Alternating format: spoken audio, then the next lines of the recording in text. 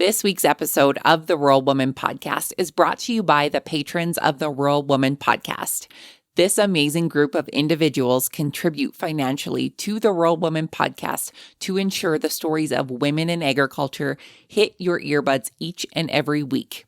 Want to join them in supporting the stories of women in agriculture while getting access to extended episodes, patron-only episodes, and other great perks? Head on over to wildrosefarmer.com to learn more about how you can become a patron through Patreon.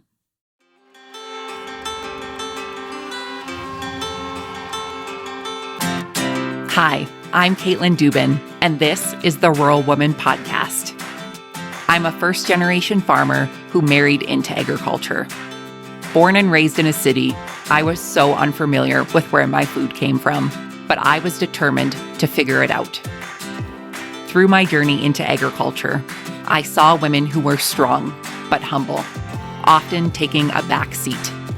To me, these women were leaders who deserved a seat at the table. I created the Rural Woman Podcast to share the voices of women in an industry whose stories often went untold. The rural entrepreneurs who live and breathe their work, full of grit and pride. We come here to share our stories, to be in community with each other, to be challenged and inspired, but most importantly, to be celebrated and to be heard. We may not all live, farm, ranch, or homestead the same, but we are all connected. We are rural women, and our stories are worthy of being told.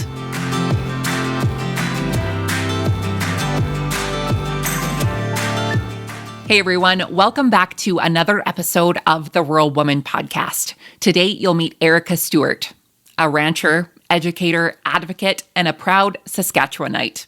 Alongside her husband Cyle and their 3 daughters, Erika operates Pine Ranch in Morse, Saskatchewan, where they raise commercial cow-calf pairs and grass yearlings with a strong focus on soil health, low-stress cattle handling, and continuous improvement.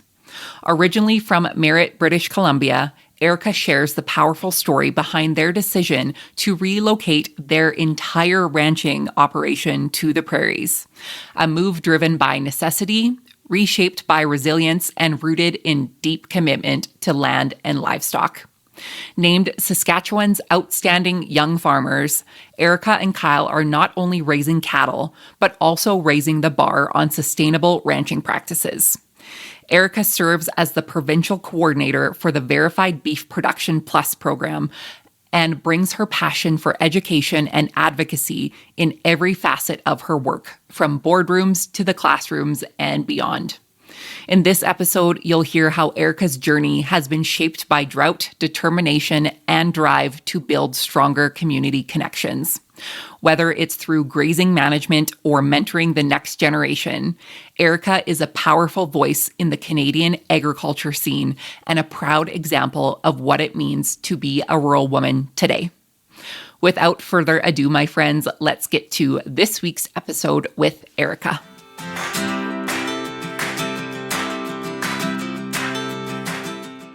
Erika, welcome to the Rural Woman Podcast. How are you today? I'm really well. Thanks, Caitlin. How are you? I'm doing so well. I feel like I'm just talking to my girlfriend over a cup of coffee, and I'm excited to share your story and for me to get to know more about you and to share some big moves you've made in agriculture. Well, thank you. Yeah, I'm really looking forward to chatting with you as well. Erika, for the folks who are unfamiliar with you, give us your background, tell us who you are and where you're from and how you're connected to agriculture. Yeah, so my name's Erika Stewart. I'm a rancher. My family and I ranch in Morse, Saskatchewan, so kind of the southwest-ish part of the province. And yeah, I grew up on my family's ranch, and I've always been involved in agriculture. Born and raised a rancher. Yes, yeah. But not in Saskatchewan. So where were you born and raised? That's right. So I was actually born and raised on my family's ranch in Merritt, BC, so the southern interior of BC, kind of considered the semi-desert. We had, lots of mountains and trees, obviously. It was beautiful BC, and we had crown rangeland that the cows would spend the summer on. So vastly different from Morse, Saskatchewan. Right. Absolutely.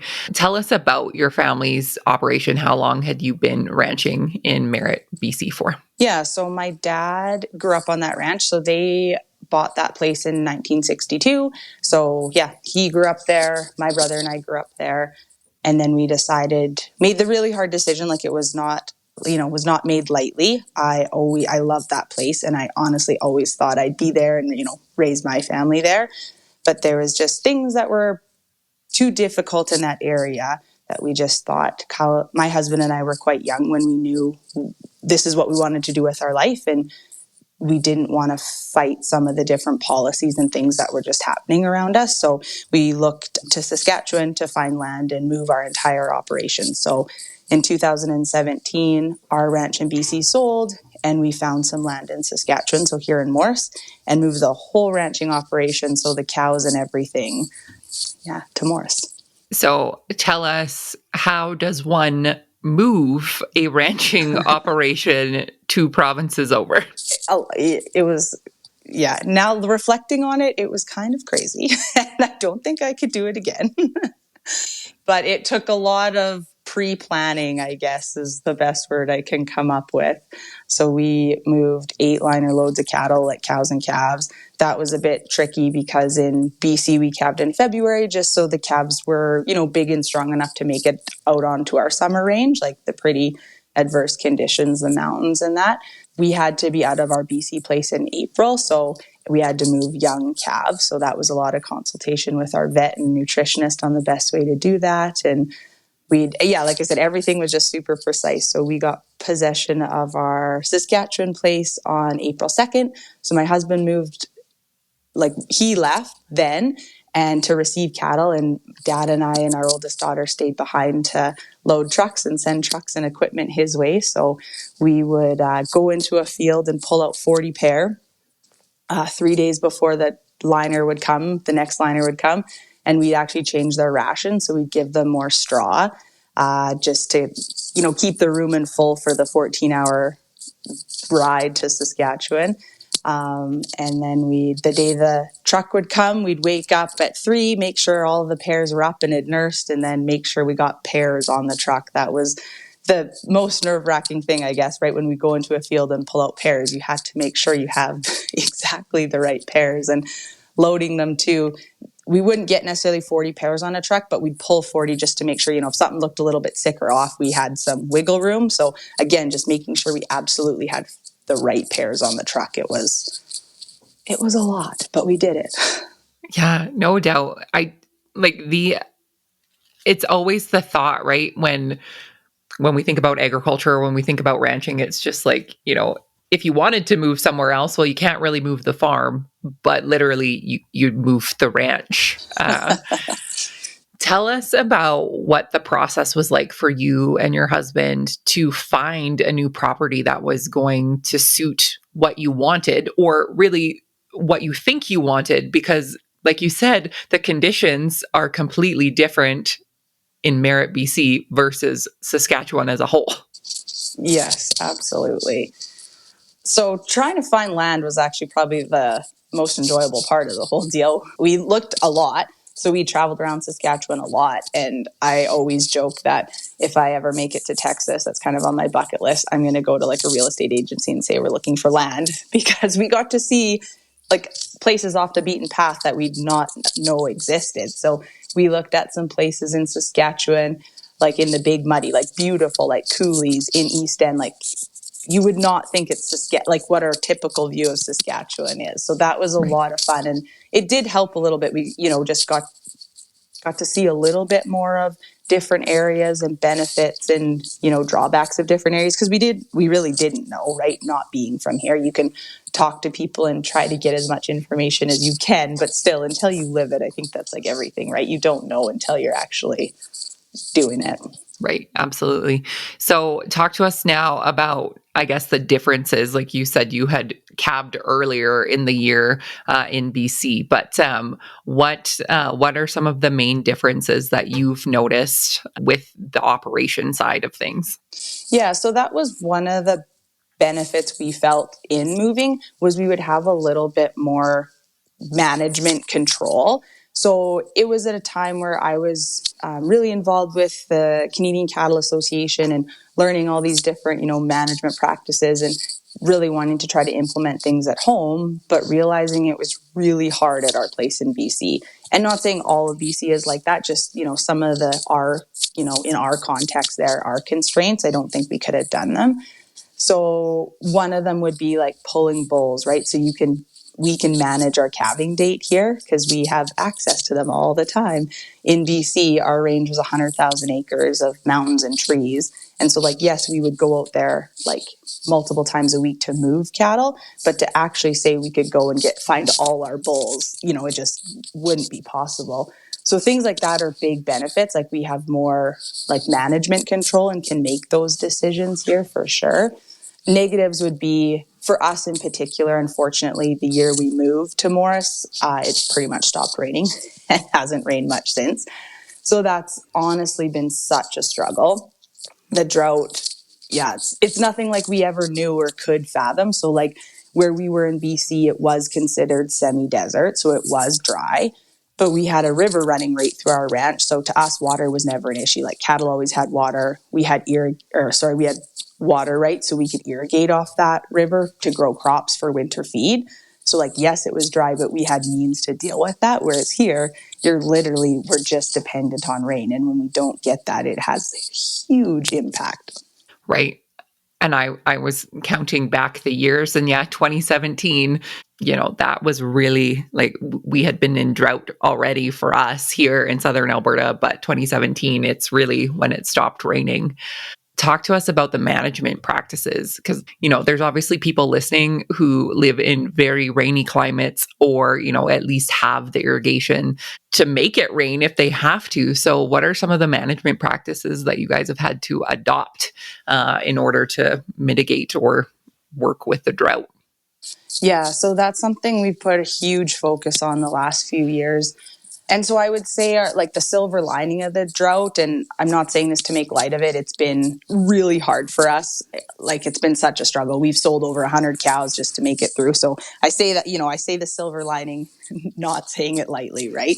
But I would think in a way it has been a benefit, because if we would have moved and it kept raining, we could have just kept doing what we were doing.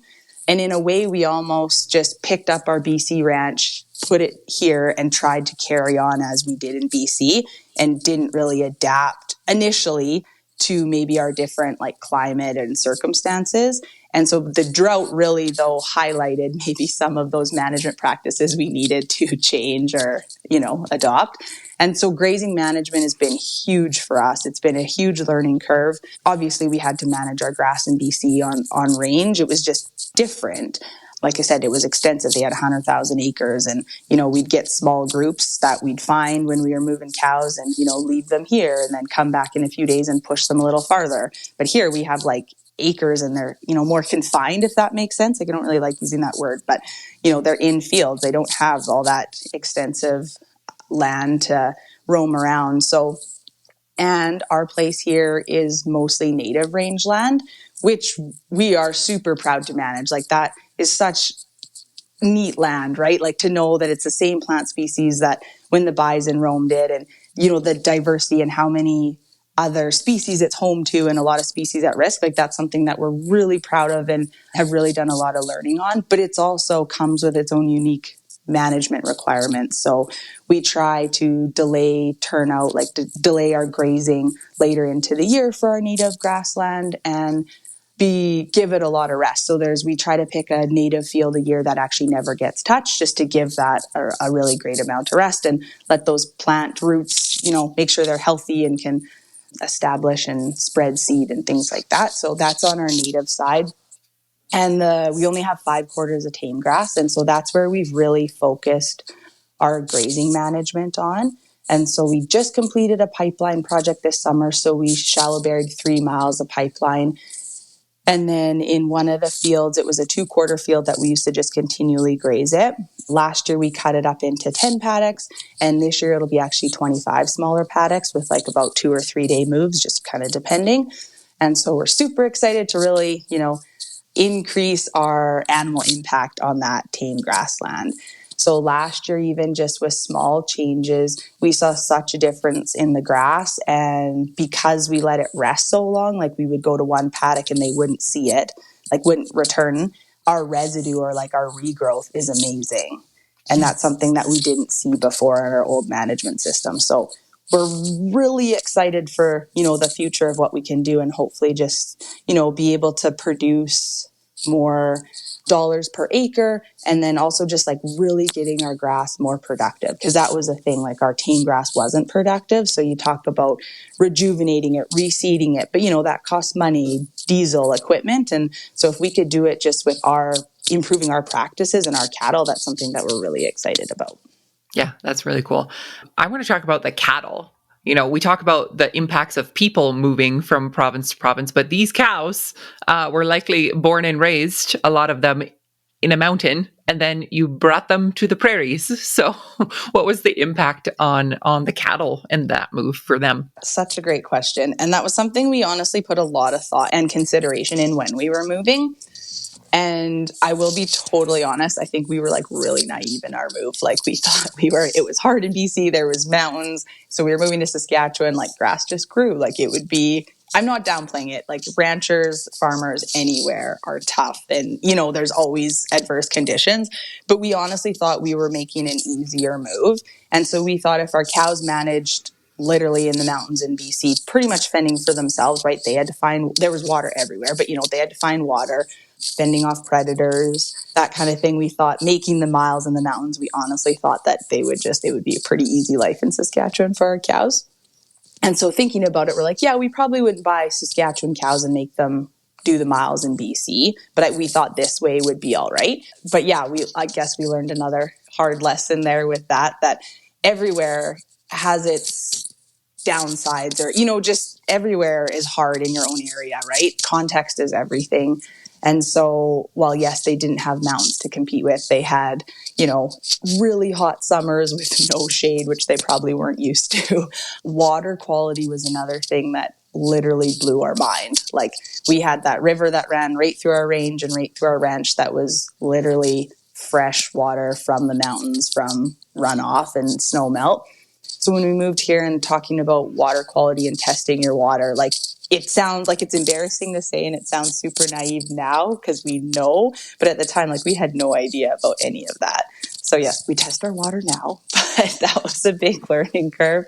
And yeah, so then just for our cows to adapt to all that, I think you don't give animals enough credit for what they can do and adapt, and then add the drought on there too, right? So now we brought them to a whole different type of grass, nutritional profile of grass, and then it's dry too. So they've had a lot of challenges. Like I said, we've sold a lot of cows because of the drought, just to make it work grass-wise and feed-wise.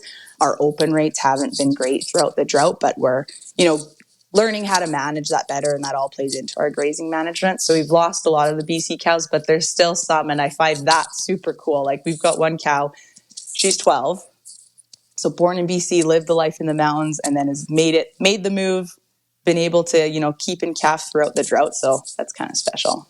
She's resilient, just like absolutely ranchers are, right? Very cool. Very cool.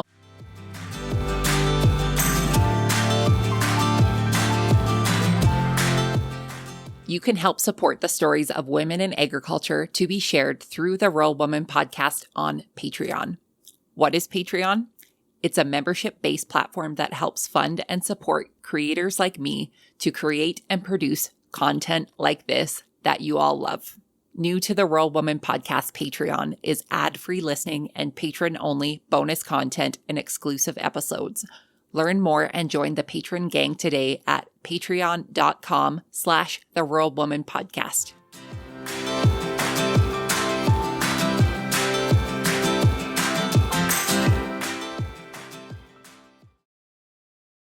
So I want to talk to you about your work with the Canadian Cattle Young Leader and the Young Cattlemen's Council. So you do a lot of work outside of the ranch to really advocate for your industry.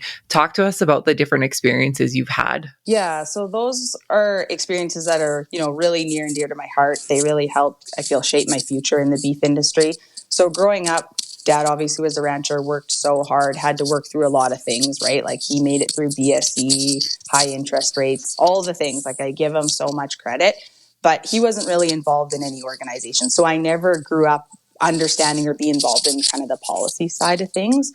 And when I got involved in the Cattlemen's Young Leaders program, I was the second intake group. So the program was relatively young. And I was paired up with mentors. So they were also BC ranchers, Doug and Erika Stewart.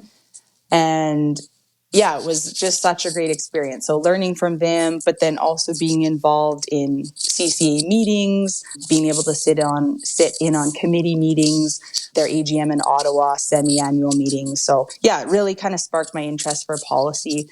And for me, I really felt that I wanted to continue to be involved, to learn, but also to give back and, help the industry.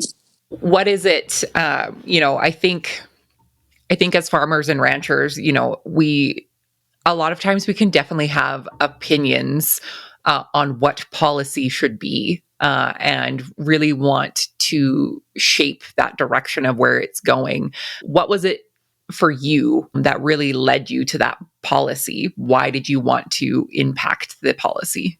I think just like knowing that was my passion, and that's where Kyle and I how we wanted to live our life or, make a living. So just making sure that policy that's being put in place isn't too incumbent on the producer, cumbersome, I should say, on the producer, but also making sure that we're always looking ahead, because at the end of the day, we want to ensure consumer confidence and we want to have that relationship. So we can't just disregard things that are issues, but I also don't think we should just, be too pliable and say, okay, this is what you want, we'll give it to you. I think there needs to be a happy medium there. And sharing our story and education, to me, and advocacy is really important. If we can talk about all the great things we do on farm, different risk mitigation programs we do, or just simple conversations. So I'm the coordinator for the Verified Beef program in Saskatchewan. So I deliver that program, and Agribition was about a month ago, and I volunteer our booth to be a stop for the Egg in the Classroom school program. So we ask kids a question, and I always try to ask questions that are maybe controversial a little bit to get the conversation, because I feel if you just ask, people don't generally ask the question they want, or that maybe they've heard of. So I ask about antimicrobials and, as a rancher, do you think I should be able to give my cattle antibiotics if they're sick? And it's amazing to me how many kids and parents and teachers say no. And I do really feel after a simple conversation of well, if you're sick, do you think your mom or dad should take you to the doctor? Doesn't that make you feel better if, you can get medicine that makes you feel better? But also knowing that as ranchers, we take our job really seriously. At the end of the day, we're producing food for people to eat. And most of the people I know take that job really seriously, and we want to do our best for our animals and our consumers.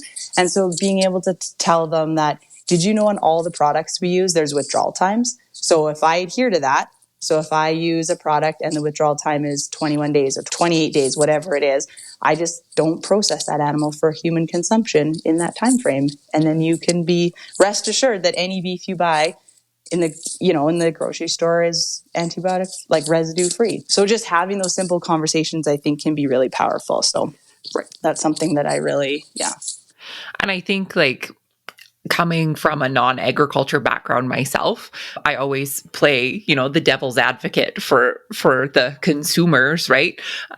Because we are given the information that we are told. So if we are told that, this meat has no antibiotics in it, well, then of course we're thinking, are there some meats that do have antibiotics in it, right? And we're not, that simple conversation isn't had from a farmer or a rancher or really anything that we're being marketed to. So of course there's confusion, but tell us more about the work that you do with Egg in the Classroom, because I think that piece is so important, because we know that at a young age, we learn about food and where food comes from for the most part. And kids have that influence over, what they eat at home too. I think it's so important. That's something to me that I'm really passionate about. And I love how you said that, because I think sometimes in the egg industry in general, and specifically beef industry, but we don't have enough of that. We kind of like talk in our own echo chamber. So like we know what we're doing and we know all the responsible practices we're doing, but other people don't. And like you say, it's completely fair because you're getting inundated with all this other marketing that's meant to make you question it, right? To buy another product. They're not trying to help us out and tell our story. And I think for so long, in general, I would say people in agriculture aren't really the ones, don't feel comfortable standing up and talking and sharing their story. And I certainly didn't. It's taken me a lot, to feel comfortable doing it. And I still get nervous and, should I say that? Or, that kind of thing. Like, what are people going to think of that? But I just kind of like, no, this is our story. This is what we're doing. I feel passionate enough to, hopefully help consumers understand. And so, yeah, I try to be involved with Egg in the Classroom. We hosted a teacher tour a few years ago. And that's an angle of it that I never really considered before. But after that tour, seeing how important that is because of how much influence teachers can have on our students, right? So if they have a misperception or don't fully understand something and maybe they share that unintentionally, I know I remember things my teacher shared. So kids hang on to those things. So if we can help at that level too. So yeah, we toured them around and talked about what we do on our place. So that was, yeah, in my mind, really something that I never thought about the teacher part of it, but something I really, really enjoyed doing and was really happy to be able to provide some information there. And then we also hosted Food Farm. So that's another program through Egg in the Classroom. So I think it was over 100 kids, maybe even a little over 100. Grades 3 and 4 students would come out and we had a whole bunch of different stations. So I did, I think they needed 12 stations. So it was not something that just I could do or our family could do. So pulled in some help from Ministry of Agriculture and SODCAP, Species at Risk. So we had a bunch of different stations and talked about, how cattle interact with the environment too, different plant species. They went on a walk through the native grass and identified plants and talked about our cows. And yeah, so just trying to bring kids to a working ranch as much as possible, because unfortunately lots of them have lost that connection, right? They don't have an aunt and uncle or grandparents that are still on the farm. And in reality, in agriculture, as primary producers, we're the, less than 2% feeding the rest of the population. So as often as we can give a little bit of insight or share what we do, it's something I'm passionate about and try to do. Absolutely. And it's important work, right? And I think we talk about how important it is to share our stories and for consumers and people who don't have that direct connection to hear our stories and to hear what we're doing and how their food is produced. I think it's also important for other producers to hear other people sharing their stories, to feel that connection with one another, right? Because like you said, it's the less than 2% population that's doing this. So it can feel isolating and lonely.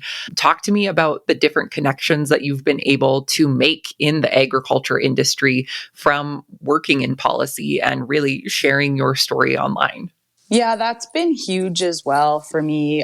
I'll circle back probably to CYL, the Cattlemen's Young Leaders. That was a pretty big catalyst to meet people in the industry that were doing all this policy work and learning from them. And then, I think sometimes you just have to put yourself out there. I've met so many people when you're like, should I do this? I don't know, so nervous, but always something really good has come from it. So I also have worked with Farm and Food Care Saskatchewan, and they're an amazing group of people there that do so much for the Canadian egg industry on in all the commodities, just really directed to consumers. So I do some videos for them and just, have learned so much from them and have had some really great experiences through literally putting myself out there being like, hey, I want to make videos and share them. So I just, those connections are so great because that's what it boils down to. It's who you know, and it helps introduce you to this person who's doing this, and you can always learn something. So I love those connections and meeting people and learning. Right. And I love what you said. There's always that doubt. Should I be doing this? Should I say yes to this? Or is there something more that I can be doing? And I think there's growth comes from that uncomfortable zone, right? Like stepping outside of your comfort zone. It's not comfortable to be on video talking about what you do, or on a podcast sharing about what you do, or on a stage or anything. Recently, you and I were at the same conference and you were giving presentations at the Emerge conference up in Lloydminster. Tell me about being the face of a presentation and presenting in front of your peers. How did that go for you? It honestly went so well. The ladies at that conference was amazing. I just want to say that. And I did 2 breakout sessions and everybody was amazing. I had so much fun, but I was so nervous. I feel that was like the first time I'd really shared my story to other producers. And sometimes it absolutely does make me more nervous, because I don't want to ever say like, what I'm doing is better than what you're doing, because I'm doing things differently. Like am always so like conscientious of not coming off that way, because I never think that. And so I always try to like hammer home, it's just context, like because this doesn't work for me, or it doesn't mean it's right or wrong. And also just, you're with your peers, I guess, which is wonderful if you're not the one standing up there sometimes. But it was so much fun. The ladies were so great. I had a really great time. And my presentation was it was different than anything I've ever done. I was like quite vulnerable in it and talked about like our ranch, obviously, and ranching and verified beef, but so like the actual kind of beef production side, but also just what it's like sometimes being a wife and a mother and a rancher and having a job. And so like I showed a very vulnerable picture of like our very messy house one day. Like I was preparing for the conference and like was just like looking around and was like, this is a disaster. But then to kind of have that camaraderie of like, we're not alone. Like sometimes your house will be a disaster when you're trying to do 30 other things, or, you can't hold everything up all at once. So I shared that and I was super nervous. I like had deleted it out of my presentation, put it back in, deleted it. But in the end, I'm super glad I shared it, because there was a lot of comments like, that's life. And, thanks for sharing that. So yeah, I felt that conference was a really special group of ladies and it was really fun. So I'm glad I did it, even though I was so nervous too. So like, yeah. Right. And once you've done it the first time, now you can do it again and show everyone else your messy house and be like, look, not everything is all cute cows and frolicking in a field, right? Like, yes. Sometimes it's messy. And I feel like in the middle of that mess is usually when people are going to make those connections. So thank you for being vulnerable with us and those women there. It was an amazing conference and I had a lot of fun. Talking about being recognized by your peers, you and Cyle were nominated as Saskatchewan's Outstanding Young Farmer of the Year of 2024. That's got to feel pretty cool. Yeah, absolutely. It does. Yeah, it's pretty special. So tell us about, I guess, that program and how you were told and everything that kind of came with that. Yeah, so it was a very humbling experience. I feel, I feel we all have that. We're like, I don't know, we're not doing anything that great, or, we haven't made great impacts yet. Like we talk about our grazing management, and I feel we're just getting started down the road too. So, but anyhow, we were very humbled and honored to be nominated. And so a good friend nominated us. So he kind of told me, like, sent me a message, do we meet the criteria and would we accept? And we did. It was a lot of work and we were very nervous and, I don't know if we should, you just don't, I feel that's a common theme and I'm trying to work on that, but like, are we outstanding or, can we accept this? So we, worked on that and it was quite a process. So there was another couple that were nominated for Saskatchewan and we've actually become very good friends with them. We only live 40 minutes away and before we didn't know them. We've got kids the same age and we've actually done a lot of things together. So we're so grateful for that experience and to have met them. But during I don't know if you call it a competition, but we had to present and there's judging and it is like, oh my goodness, it's a little bit nerve-wracking. But and again though, out of that, just like you said, out of that uncomfortable space is always so much growth. And I always find something positive comes from it. So that was, amazing. And then because we won for Saskatchewan, we got to compete at the national level, which was at the end of November in Lethbridge. So then there were other young farmers from all across Canada. So they have Canada broken up into different regions. So BC, I think in the Yukon, Alberta, Northwest Territories, Manitoba, Ontario, Quebec, and the Maritimes. So we got to meet people from all over Canada in vastly different aspects of agriculture, and we had such a fun group and had such a great week together, even though, again, very nerve-wracking too, like judging and presenting in front of hundreds of people, but yeah, so much positive came out of it. Very cool. And I just think it's a really neat program to really highlight the incredible things that young people in agriculture are doing. And you got to come to my hometown for a week, so... Oh, was it? I didn't realize that. Sorry. Yep, born and raised. Yeah. Oh, excellent. That's why we all lean to the east in Lethbridge. If you ever see me leaning to the east, that's why we walk that way. What is next for you, Erika, and the ranch? Oh, such a great question.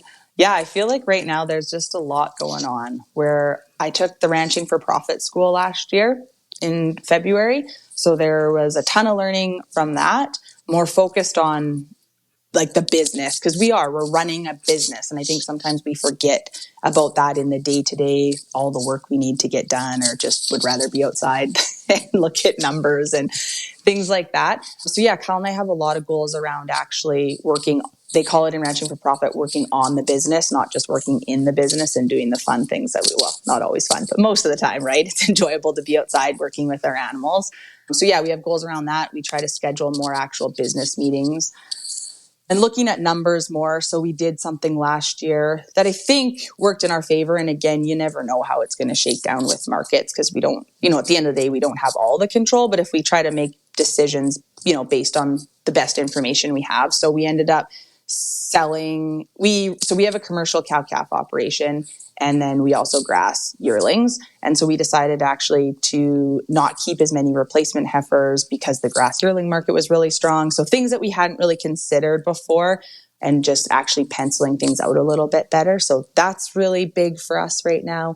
And then just really leaning into this grazing management. So we call it AMP grazing, so adaptive multi-paddock grazing with our pipeline system. So just getting water to all the different parts of our ranch is another big goal. So like I said, we did 3 miles of the shallow buried pipeline. And when we see that, we've been playing on Google Maps Google Earth, so you can see the pastures and how big they are. And so we've drawn it out, like if you could put a pipeline kind of around our whole ranch. The other cool thing about our places is actually all in a block.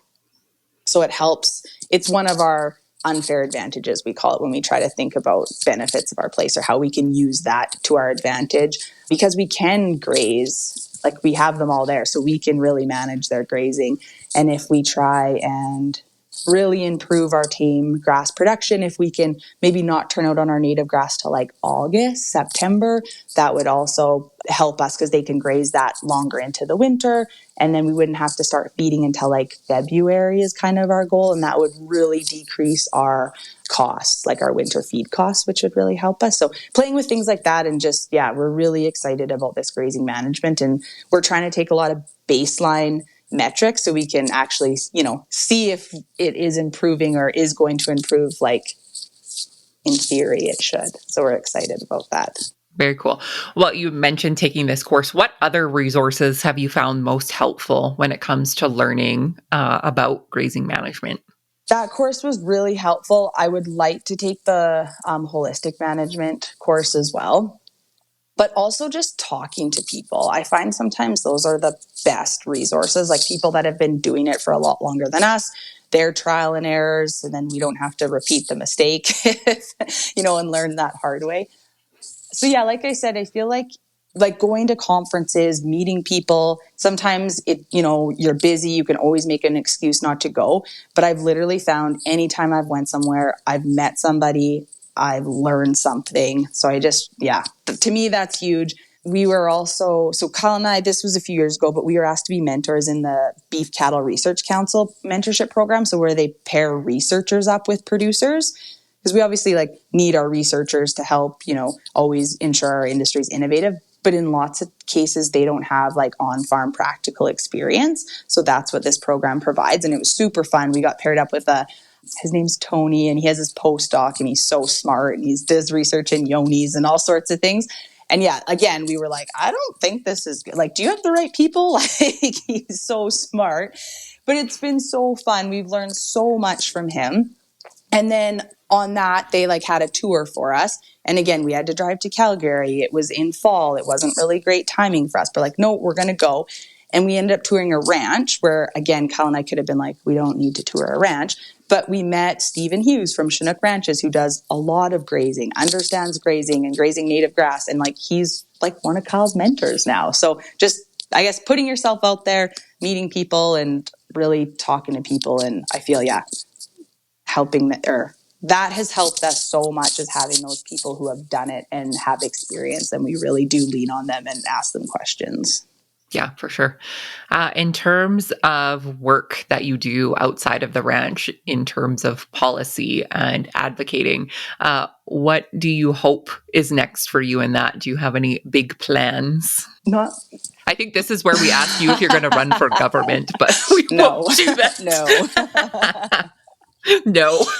No, I guess I don't have big plans, to be honest. It's more small plans, because sometimes I feel I'm really bad at saying yes to everything, which I've just kind of advocated for, but I've always found benefit in it. But then I do like not a great job of things, and I don't like that either. So actually my goal for January is to start doing my videos again for farm and food care. So I used to do a monthly video of just something that's important that we're doing on the ranch, and I've been pretty slack lately, but that's something to me that's really important, because like I said, they do a lot of great advocacy work, and it's shared on their YouTube channel. And so I'd like to get back to doing that. So it's not a huge goal, I guess, small steps. Yes, that would be a goal. Those small steps make big impact though. Yeah, for sure. I hope so. Yeah. And it's always good to remember that too, right? Like the small things add up to big things. We don't have to say yes to absolutely everything that's thrown at us. And like you said, doing a good job at those small things makes a bigger impact. Yeah. No, absolutely. Yeah. Erika, my last question for you is, what is the most rewarding part about being a rural woman for you?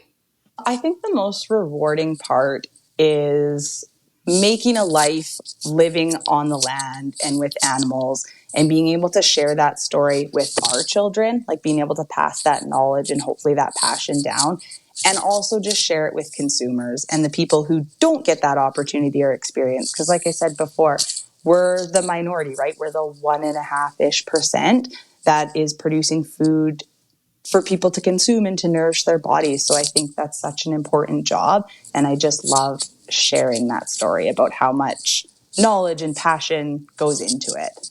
I love it. So good. Erika, thank you so much for sharing your story with us. For the folks listening who would like to connect with you after the show, where can they find you online? Yeah, so I have Facebook, Erika Stewart, and Instagram, Pine Ranch Limited, and we also have a website where we share information about beef production and our videos from farm and food care. So that's www.pineranch.ca. Perfect. And I will link all of those in the show notes so people can find you and connect with you. Well, thank you so much, Caitlin, for the chat today. It was really fun. It was so great. Thanks, Erika.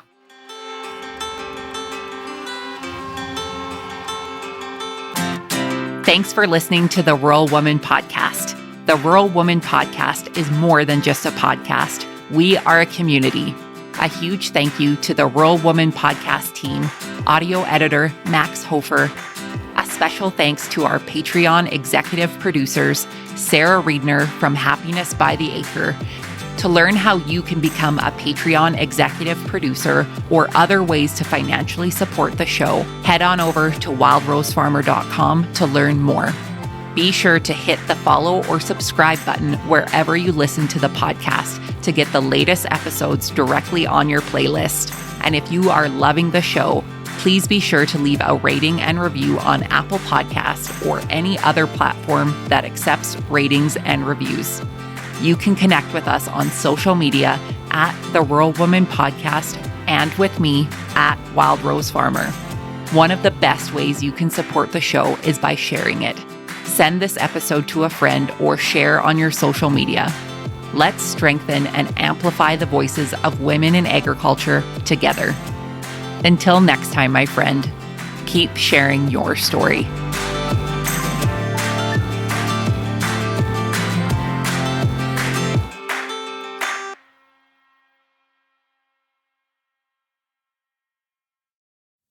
Did you know that you can get this same great episode of the Rural Woman podcast ad-free? I get it. Listening to ads during a podcast isn't always my favorite either. But in order to keep the lights and coffee pot on here at the Rural Woman Podcast Studios, they are necessary. I am so grateful to each and every one of my sponsors, but if you yourself would like to skip the ads while supporting the show, consider joining me over on Patreon. Patrons of the Rural Woman Podcast get ad-free episodes starting at Tier 5 on their podcast player of choice each week, plus some other great benefits. Find out more by heading to the link in today's show notes to learn how you can become a patron through Patreon.